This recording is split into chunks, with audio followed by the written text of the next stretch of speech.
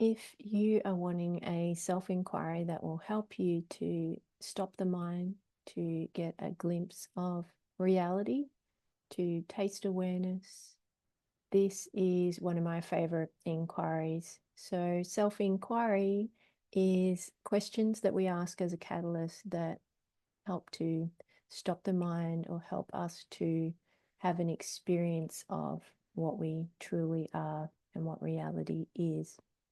Traditionally, Who Am I is the most well-known self-inquiry. So we ask a question and we're not interested in any answers the mind has to say, because as we learn pretty early on in the awakening process, there's no idea that the mind can come up with that explains what reality is. It is incapable of understanding this awakening path, reality, the truth of who you are. It's just not possible. And we get frustrated with it, trying to work it out in the mind. We may learn a lot about awakening and about what awareness is, and even have a really strong conceptual understanding of this whole process, and on a conceptual level understand what we are. There's no person here, I'm awareness.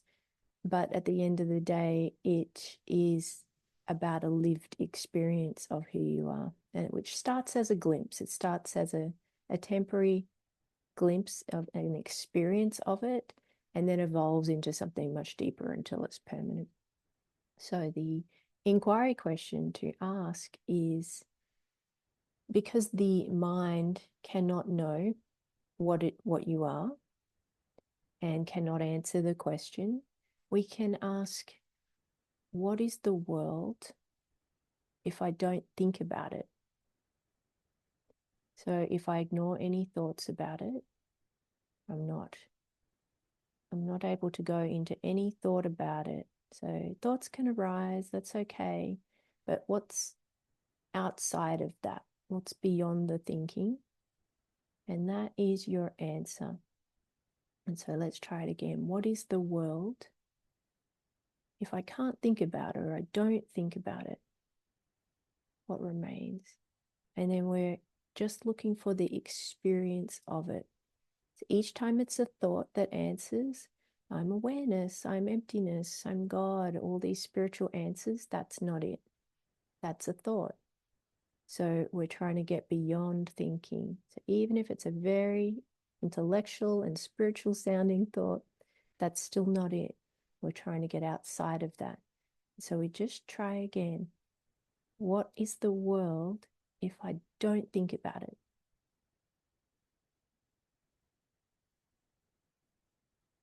What remains outside of thoughts, outside of thinking?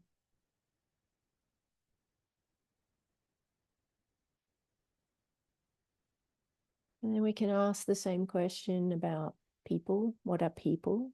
What is that? What is that to things that are in our environment? If I don't think about it, what is it? We're trying to experience reality, experience the answer.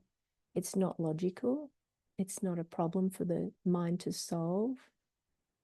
It is its own thing. It is outside of thinking, and might be scary initially, but we grow to love it. And it might be subtle initially, just like a very momentary stopping of mind. Even for a split second, it all goes silent. That is it. That is your answer. Again, it's not a thought. I am silence. I am this silence. We're trying to get outside of all of that when we do self-inquiry. It is the experience of that silence itself. And then where this can be even more potent is to ask, who am I if I don't think about it?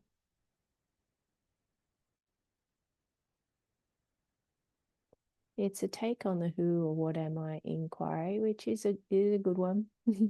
Stood the test of time, but can be even more helpful.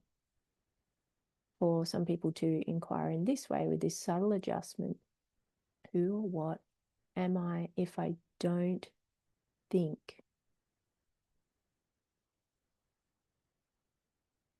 Experience this silence, this energy field. To talk about it, we're putting labels on it and we're making it not true. We cannot talk about it in an accurate way, and you cannot think about it in an accurate way. We have to just experience the rawness of what we are. Yes, pointers can help. It's silence, it's still, it's awareness, it's got an aware quality to it, it's got an energetic aliveness to it.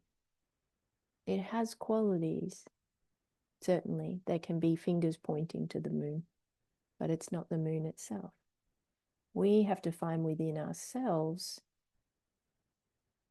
what the answer is, which is an experience of what we are that starts off subtle and grows deeper and deeper as we inquire and do spiritual practice. Who am I if I don't believe any thoughts about it? What is it that remains? And I just allow myself to just relax into that.